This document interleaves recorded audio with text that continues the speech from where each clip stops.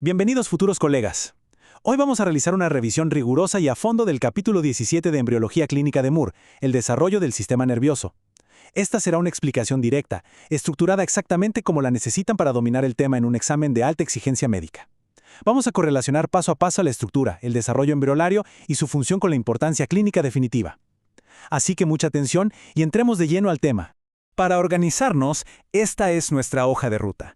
Dividiremos la sesión en 6 bloques temáticos exactos: neurulación y médula espinal, defectos del tubo neural, vesículas encefálicas, diencéfalo e hipófisis, sistema periférico y autónomo, y cerraremos con la integración clínica. Bien, comenzamos con nuestro primer bloque, el desarrollo de la neurulación y la médula espinal. Nos ubicamos temporalmente entre la tercera y cuarta semana del desarrollo embrionario. El punto clave aquí es la cronología. A ver, durante la tercera semana, la notocorda y el mesenquima paraxial inducen al ectodermo suprayacente para formar la placa neural. Esta inducción no ocurre al azar, es un proceso puramente molecular, mediado por factores como Sonic Hedgehog, proteínas morfogenéticas óseas, o BMP, y las vías WNT. Luego, entre los días 22 y 23 de la cuarta semana, los pliegues neurales empiezan a fusionarse. Y ojo con estas fechas porque son clásicas de examen. El cierre del neuroporo rostral ocurre en el día 25 y el del neuroporo caudal en el día 27. Este cierre final coincide con el establecimiento de la circulación vascular inicial del tubo. Si observamos los cambios morfológicos, el embrión trilaminar plano se invagina estructurando el surco neural, hasta que sus pliegues se fusionan por completo para formar el tubo neural. Quiero que recuerden esta regla inquebrantable de la diferenciación celular. El tubo neural cerrado origina exclusivamente el sistema nervioso central, es decir, el encéfalo y la médula espinal. Por su parte, las células de la cresta neural, que son las que no se integran al tubo, van a migrar para formar la mayor porción del sistema nervioso periférico y autónomo. Una vez formado el tubo neural caudal, esa pared de neuroepitelio cilíndrico pseudoestratificado se organiza anatómicamente en 3 zonas. Fíjense bien, la zona ventricular es la más interna y de ahí derivan todas las neuronas y la macroglía. Los neuroblastos proliferan aquí y migran hacia la zona intermedia, que se convertirá en la sustancia gris. Los glioblastos también migran y se diferencian en astrocitos y oligodendrocitos. Aclaremos que la microglía tiene un origen totalmente distinto, deriva del mesodermo. Finalmente, las porciones más externas forman la zona marginal, que será la sustancia blanca. Funcionalmente, la médula queda dividida por el surco limitante en 2 áreas: la placa alar, que es dorsal con función estrictamente aferente o sensitiva, y la placa basal, que es ventral y tiene función eferente o motora. Llegamos a nuestra primera sección de preguntas de repaso del tema. Para verificar la comprensión de lo que acabamos de ver, ¿qué estructuras dictan la diferenciación de la placa neural y en qué día exacto se cierra el neuroporo caudal? La respuesta académica y directa es: la diferenciación es inducida por la notocorda y el mesénquima paraxial, y el neuroporo caudal se cierra exactamente en el día 27 del desarrollo. Avanzamos al bloque número 2, defectos del tubo neural. Aquí es donde integramos estrictamente la embriología con la presentación clínica. El proceso de cierre del tubo neural puede fallar. La hipótesis actual describe múltiples sitios de cierre, del 1 al 5. Una falta de cierre en el sitio número 1 a nivel caudal nos da como resultado espina bífida quística. Sus variantes clínicas incluyen el meningocele, donde solo protruyen las meninges, el mielomeningocele, donde protruye tejido medular, o la forma más grave, la mieloesquisis, donde la médula está totalmente expuesta. Por otro lado, una falla rostral en el sitio 2 resulta en anencefalia o meroencefalia, una malformación severa e incompatible con la vida extrauterina. La etiología de todo esto es multifactorial, pero la deficiencia de ácido fólico es un factor determinante comprobado. A nivel de diagnóstico prenatal, detectamos estas fallas buscando niveles elevados de alfa-fetoproteína, o AFP, en el líquido amniótico y el suero materno, confirmando siempre con ecografía de alta resolución. Ahora, muy frecuentemente asociada a defectos como el mielomeningocele, tenemos la hidrocefalia congénita. Clínicamente es crucial diferenciar 2 clasificaciones.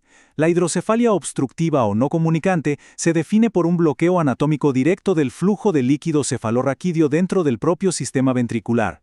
Por el contrario, la hidrocefalia no obstructiva o comunicante se da cuando el bloqueo del flujo está fuera del sistema ventricular, específicamente a nivel del espacio subaracnoideo. Siguiente pregunta de repaso del tema.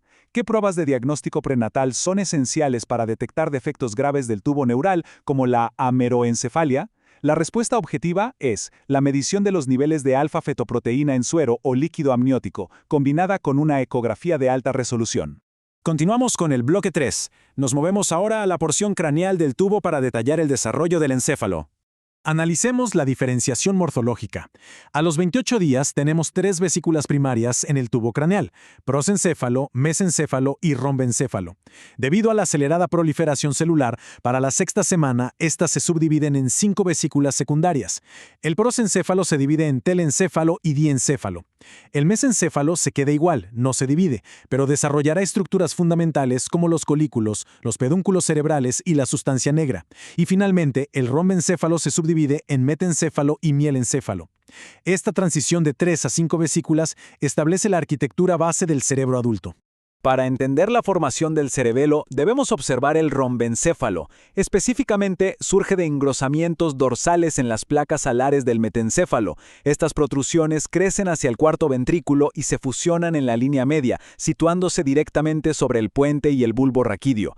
Celularmente, los neuroblastos deben migrar de la zona intermedia hacia la marginal para poder estructurar la corteza cerebelosa definitiva.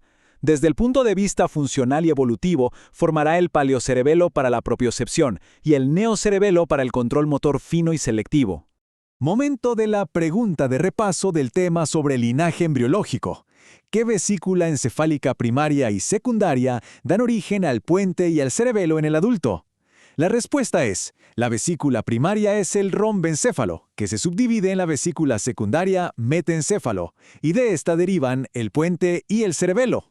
Entramos al cuarto bloque, diencéfalo y glándula hipófisis. El diencéfalo origina estructuras como el tálamo, hipotálamo, epitálamo y la glándula pineal, pero vamos a detenernos específicamente en el origen de la hipófisis.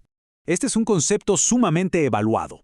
La glándula hipófisis tiene un origen embrionario dual, estrictamente separado en 2 linajes. Por un lado, el lóbulo anterior, o adenohipófisis, tiene un origen ectodérmico. Surge a partir de una evaginación del techo del estómago primitivo, conocida como la bolsa de Rathke. Por otro lado, el lóbulo posterior, o neurohipófisis, es de origen neuroectodérmico puro. Se desarrolla a partir del infundíbulo, que es un crecimiento descendente del piso del diencéfalo.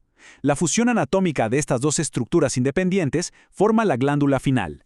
Veamos si esto quedó claro con una pregunta de repaso del tema.